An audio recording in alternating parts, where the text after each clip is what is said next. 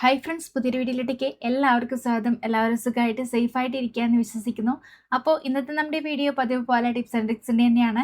വീട്ടമ്മമാർക്കൊക്കെ ഒത്തിരി യൂസ്ഫുൾ ആകുന്ന ടിപ്സൊക്കെ ഉൾപ്പെടുത്തിയിട്ടുള്ളതാണ് ഇന്നത്തെ നമ്മുടെ വീഡിയോ. അപ്പോൾ നമുക്ക് പെട്ടെന്ന് തന്നെ വീഡിയോയിലോട്ട് കിടക്കാം. വീഡിയോയിലോട്ട് കിടക്കുന്നതിന് മുന്നായിട്ട് ഈ ഒരു ചാനലും ഞാനിടുന്ന വീഡിയോസൊക്കെ നിങ്ങൾക്ക് ഇഷ്ടപ്പെടുകയാണെങ്കിൽ പ്ലീസ് ഒന്ന് സബ്സ്ക്രൈബ് ചെയ്ത് സപ്പോർട്ട് ചെയ്യണം കേട്ടോ. അപ്പോൾ നമുക്ക് ആദ്യത്തെ ടിപ്പിലോട്ട് കിടക്കാം. അതിനായിട്ട് ഞാൻ ഇതാ കുടയൊക്കെ എടുത്തിട്ടുണ്ട്. നമ്മൾ വീട്ടമ്മമാർ ഈ ഒരു മഴക്കാലത്ത് ഏറ്റവും കൂടുതൽ ബുദ്ധിമുട്ടുന്നത് തുണിയൊക്കെ ഉണക്കിയെടുക്കാനായിരിക്കും അല്ലേ. എന്നാൽ ഇതുപോലൊരു കുടയുണ്ടെങ്കിൽ നമുക്ക് ഈസി ആയിട്ട് ഏത് മഴയത്ത് പോലും നമുക്ക് തുണികളൊക്കെ ഉണക്കിയെടുക്കാനായിട്ട് പറ്റും. അപ്പോൾ അതെങ്ങനെയാന്ന് നോക്കാം.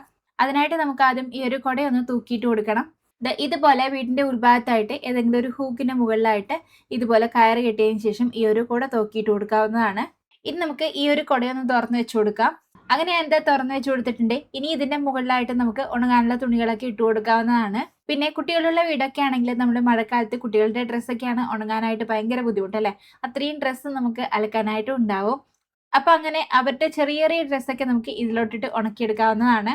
പിന്നെ ഇത് കുട്ടികളുടെ ഡ്രസ്സ് മാത്രമല്ല, നമ്മുടെ ഇന്നേഴ്സ് ഒക്കെ ഉണ്ടാവുമല്ലോ. അപ്പൊ അതിലൊന്നും അധികം വെയിറ്റും കാണില്ല, ലെങ്ത്തും കാണില്ല. അപ്പൊ അത്രയും ഡ്രസ്സൊക്കെ നമുക്ക് ഇതിലോട്ടിട്ട് ഉണക്കിയെടുക്കാവുന്നതാണ്. പിന്നെ അതുപോലെ തന്നെ ഇപ്പൊ സ്കൂളൊക്കെ ഉണ്ട്, അതുകൊണ്ട് തന്നെ നമുക്ക് യൂണിഫോം ഒക്കെ ഉണക്കിയെടുക്കാനായിട്ട് ഈ ഒരു മഴക്കാലത്ത് ഭയങ്കര ബുദ്ധിമുട്ടായിരിക്കും. ഡെയിലി വേണ്ടതല്ലേ. അപ്പൊ രാത്രി ഫാനൊക്കെ ഇടുന്ന ആ ഒരു റൂമിലായിട്ട് നമ്മൾ ഇതുപോലെ തൂക്കിയിട്ട് കൊടുക്കുകയാണെങ്കിൽ രാവിലെ ആകുമ്പോഴത്തേക്ക് നന്നായിട്ട് ഉണങ്ങി കിട്ടുകയും ചെയ്യും. പിന്നെ അതുപോലെ തന്നെ നിങ്ങളുടെ കയ്യിൽ ഉപയോഗിക്കാത്ത കുടയൊക്കെ ഉണ്ടെങ്കിൽ അത് നമുക്ക് ഇതിനു വേണ്ടി മാത്രമായിട്ട് യൂസ് ചെയ്യാവുന്നതാണ്. അങ്ങനെയാകുമ്പോൾ നമ്മൾ ഈ ഒരു തൂക്കിയിട്ട് എടുക്കുന്ന എപ്പോഴും എടുക്കേണ്ട ആവശ്യമില്ല. ജസ്റ്റ് ഒന്ന് ക്ലോസ് ചെയ്തിട്ടാൽ മാത്രം മതി ആവശ്യം കഴിഞ്ഞതിന് ശേഷം. അപ്പൊ ഇനി കുട്ടികളുടെ ഡ്രസ്സും ഇന്നേഴ്സ് ഒക്കെ ഉണക്കിയെടുക്കാനായിട്ട് ബുദ്ധിമുട്ടുണ്ടെന്നുണ്ടെങ്കിൽ ഈ ഒരു രീതിയിൽ ഒന്ന് ട്രൈ ചെയ്ത് നോക്കാം. ഇനി നമുക്ക് അടുത്ത ടിപ്പിലോട്ട് കിടക്കാം. അതിനായിട്ട് ഞാൻ ഇതാ 2 കുപ്പിയുടെ അടപ്പെടുത്തിട്ടുണ്ട്. ഇതിപ്പോ ഞാൻ എടുത്തിട്ടുള്ളത് രണ്ടും ഒരേ വലിപ്പത്തിലുള്ള അടുപ്പുകളാണ്. അപ്പൊ നിങ്ങൾ എടുക്കുന്ന ടൈമിലും ഒരേ വലിപ്പത്തിലുള്ള അടുപ്പുകൾ എടുക്കാൻ വേണ്ടി നോക്കണം കേട്ടോ. പിന്നെ നമുക്ക് ഇതിലോട്ട് വേണ്ടത് ഡബിൾ ടേപ്പ് ആണ്. ഇനി നമുക്ക് അടുപ്പിന്റെ മുകളിലായിട്ട് ഈ ഒരു ഡബിൾ ടേപ്പ് ഒന്ന് ഒട്ടിച്ചു കൊടുക്കാം. കണ്ടില്ലേ, ഈ ഒരു രീതിയിൽ തന്നെ നമുക്ക് അടുത്ത അടുപ്പിനും ഒട്ടിച്ചു കൊടുക്കാം. അങ്ങനെ എന്താ ഒട്ടിച്ചു കൊടുത്തിട്ടുണ്ട്. ഇനി ഇത് നമുക്ക് നമ്മുടെ അടുക്കളയുടെ ചുമരിലായിട്ട് ഒട്ടിച്ചു കൊടുക്കാവുന്നതാണ്. ഇപ്പൊ ഞാൻ എന്താ അടുക്കളയുടെ ടൈൽസ് ഇട്ട ഭാഗത്തായിട്ടാണ് ഒട്ടിച്ചു കൊടുക്കുന്നത്. ചുമരിലും ഇതുപോലെ തന്നെ ഒട്ടിയിരിക്കും കേട്ടോ. പിന്നെ നിങ്ങൾ എടുക്കുന്ന ടൈമിൽ അത്യാവശ്യം ക്വാളിറ്റിയുള്ള ഡബിൾ ടേപ്പ് എടുക്കാൻ വേണ്ടി നോക്കണം കേട്ടോ. അങ്ങനെ ആകുമ്പോൾ കുറെ നാൾ ഇട് നിൽക്കും. ഇനി നമുക്ക് അടുത്ത അടപ്പ് ഒട്ടിച്ചു കൊടുക്കാം. ഇതിന്റെ അടുത്തായിട്ട് തന്നെ ചെറിയൊരു ഗ്യാപ്പ് വിട്ടിട്ട് വേണം ഒട്ടിച്ചു കൊടുക്കാനായിട്ട്. ഈ ഒരു രീതിയിൽ വേണം ഒട്ടിച്ചു കൊടുക്കാനായിട്ട്. ഒരേ ലെവലിലായിരിക്കണം കേട്ടോ നമ്മൾ ഒട്ടിച്ചു കൊടുക്കുന്ന ആ ഒരു 2 അടപ്പുകളും. ഇനി ഇതെന്തിനാ യൂസ് ചെയ്യുന്നതെന്ന് വെച്ചാൽ നമ്മുടെ ഗ്യാസ് ഒക്കെ കത്തിക്കാൻ എടുക്കുന്ന ലൈറ്റർ ഉണ്ടല്ലോ, അതൊക്കെ തൂക്കിയിടാനുള്ള നല്ലൊരു ഹോൾഡർ ആയിട്ട് നമുക്കിത് യൂസ് ചെയ്യാം കേട്ടോ. മിക്ക വീട്ടമ്മമാരുടെയും പ്രശ്നമാണ് നമ്മൾ ഗ്യാസ് ഒക്കെ കത്തിച്ചിട്ട് ഈ ഒരു ലൈറ്റർ എവിടെയെങ്കിലും ഒക്കെ വെക്കും. പിന്നീട് നമ്മൾ കത്തിക്കാൻ നേരത്തായിരിക്കും ഇത് തിരയുക.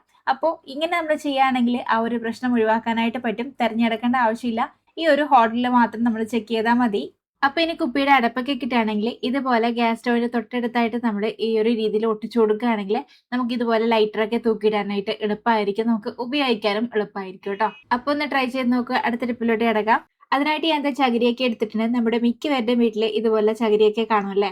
അപ്പൊ ഇങ്ങനെ ചകിരിയൊക്കെ കിട്ടുകയാണെങ്കിൽ നമ്മൾ മിക്കവരും കത്തിച്ച് കളയാറാണ് പതിവ്. എന്നാൽ ഇനി അങ്ങനെ കത്തിച്ച് കളയേണ്ട, നമുക്ക് ഇത് വെച്ചിട്ട് യൂസ്ഫുൾ ആയിട്ടുള്ള ഒരു ഐറ്റം ഉണ്ടാക്കിയെടുക്കാനായിട്ട് പറ്റും. നമ്മുടെ അടുക്കളയിൽ തന്നെ ഉപയോഗമുള്ള ഒരു കാര്യമാക്കി നമുക്ക് ഇതിനെ മാറ്റാം. അപ്പൊ ഞാൻ എന്താ കുറച്ച് ചകിരിയൊക്കെ എടുത്തിട്ടുണ്ട്. ഇതിലിപ്പോ അത്യാവശ്യം നന്നായിട്ട് പൊടിയൊക്കെ ഉണ്ടാവും. അപ്പൊ ആദ്യം നമുക്ക് ഇതിന്റെ പൊടിയൊക്കെ ഒന്ന് കളഞ്ഞെടുക്കണം. പൊടിയൊക്കെ നമ്മൾ സാധാരണ രീതിയിൽ കൈവച്ച് കളയുകയാണെങ്കിൽ ഭയങ്കര ബുദ്ധിമുട്ടാണ്. അപ്പോൾ നമുക്ക് ഇതിന് വേണ്ടിയിട്ട് നമുക്ക് മിക്സിയുടെ ജാർ യൂസ് ചെയ്യാവുന്നതാണ്. അങ്ങനെ എന്താ മിക്സിയുടെ ജാറൊക്കെ എടുത്തിട്ടുണ്ട്. ഇനി ഇതിലോട്ട് നമുക്ക് ചകിരി ഇട്ട് കൊടുക്കാം. ഇതുപോലെ നമ്മൾ ഇട്ട് കൊടുത്തതിന് ശേഷം ചെറുതായിട്ടൊന്ന് കറക്കി എടുക്കാൻ മാത്രമേ പാടുള്ളൂ കേട്ടോ. നന്നായിട്ടൊന്ന് അരച്ചെടുക്കാനൊന്നും പാടില്ല. അതായത് നമ്മൾ പൾസ് മോഡിലൊക്കെ ഇട്ടിട്ട് അരക്കൂല, അതുപോലെ 1-2 തവണയായിട്ട് പൾസ് മോഡ് ഒന്ന് ഓൺ ചെയ്ത് കൊടുത്താൽ മതി. അങ്ങനെ ചെയ്യുമ്പോഴേക്കും ആ ഒരു പൊടികളൊക്കെ നന്നായിട്ട് പോയി കിട്ടും കേട്ടോ. അങ്ങനെ എന്താ അടിച്ചെടുത്ത് കൊണ്ടുവന്നിട്ടുണ്ട്. ഇനി മുകൾ ഭാഗത്തുള്ള ഈ ഒരു ചകിരി ഉണ്ടല്ലോ, അത് നമുക്കൊരു പാത്രത്തിലോട്ട് മാറ്റി കൊടുക്കാം. കണ്ടില്ലേ, ഇതുപോലെ നമ്മൾ മിക്സിയിലിട്ട് അടിച്ചെടുക്കുമ്പോഴുള്ള ഗുണം ഇതാണ്.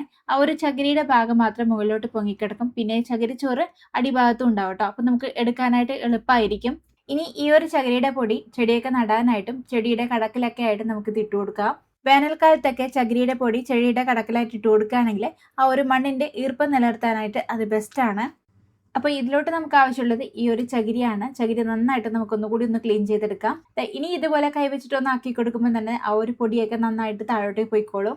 അങ്ങനെ എന്താ പരമാവധി ക്ലീൻ ചെയ്തെടുത്തിട്ടുണ്ട്. ഇനി നമുക്ക് കൈകൊണ്ട് തന്നെ ഇതുപോലെ ഒരു റൗണ്ട് ഷേപ്പിലോട്ട് ആക്കി കൊടുക്കാം. പിന്നെ നമുക്ക് ഇതിലോട്ട് വേണ്ടത് ഇതുപോലെ ഒരു പഴയ തുണിയാണ്. ഞാനിപ്പോൾ ഇവിടെ ഷോളാണ് എടുത്തിട്ടുള്ളത്. പിന്നെ നിങ്ങൾ എടുക്കുന്ന ടൈമിൽ പോളിസ്റ്ററോ അല്ലെങ്കിൽ ഷിഫോൺ ആയിട്ടുള്ള ആ ഒരു ക്ലോത്ത് എടുക്കണം കേട്ടോ.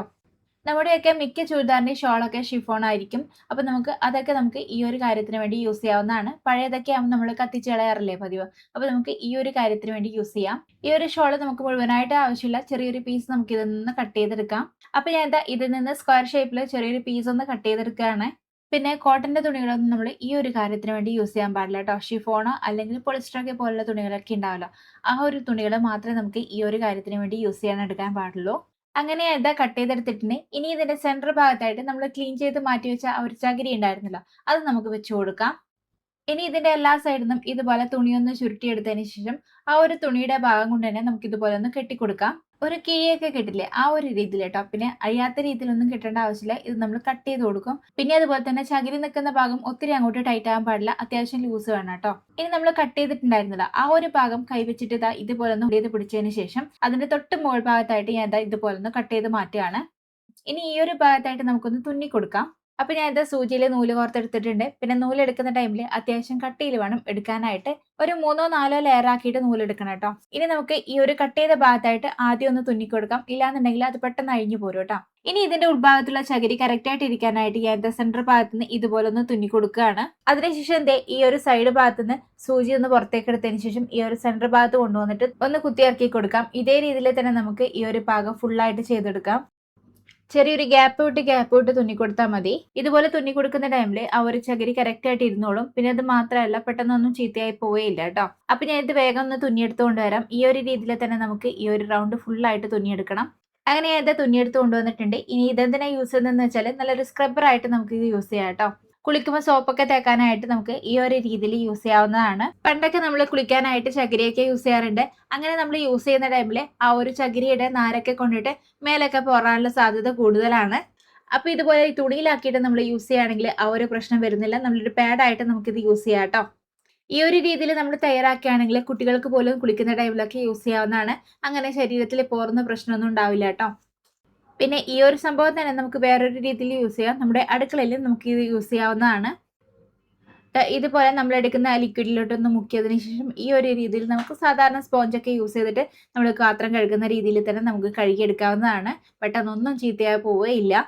പിന്നെ നമ്മൾ ഇതിലോട്ട് തുണി ഉപയോഗിച്ചത് ഷിഫോൺ ആണ്. അതുകൊണ്ട് തന്നെ ഒട്ടും തന്നെ ചീത്തയായി പോവുകയില്ല. അതുകൊണ്ടാണ് ഞാൻ കോട്ടൺ യൂസ് ചെയ്യാൻ പാടില്ല എന്ന് പറഞ്ഞത്. പിന്നെ നമ്മൾ എടുത്തേക്കുന്നത് ഷിഫോൺ തുണി ആയതുകൊണ്ട് തന്നെ പാത്രങ്ങളിലുള്ള അഴുക്കൊക്കെ പെട്ടെന്ന് പോയി കിട്ടാനായിട്ട് അത് ഹെൽപ്പ് ചെയ്യും കേട്ടോ. അപ്പോൾ നമുക്ക് വളരെ പെട്ടെന്ന് തന്നെ കഴുകിയെടുക്കാനായിട്ട് പറ്റുകയും ചെയ്യും. പിന്നെ അത് മാത്രമല്ല നമുക്കിത് ചീത്തയാകുന്നതിനനുസരിച്ച് വേറെ പാഡ് ഉണ്ടാക്കിയെടുക്കാനായിട്ട് എളുപ്പത്തിൽ പറ്റുകയും ചെയ്യും. പിന്നെ ഇപ്പൊ കാണുന്ന ഈ ഒരു സ്പോഞ്ചൊക്കെ വരുന്നതിന് മുന്നേ നമ്മുടെ അമ്മമാരൊക്കെ യൂസ് ചെയ്തുകൊണ്ടിരുന്നത് ഈ ഒരു ചകിരി തന്നെയാണല്ലേ.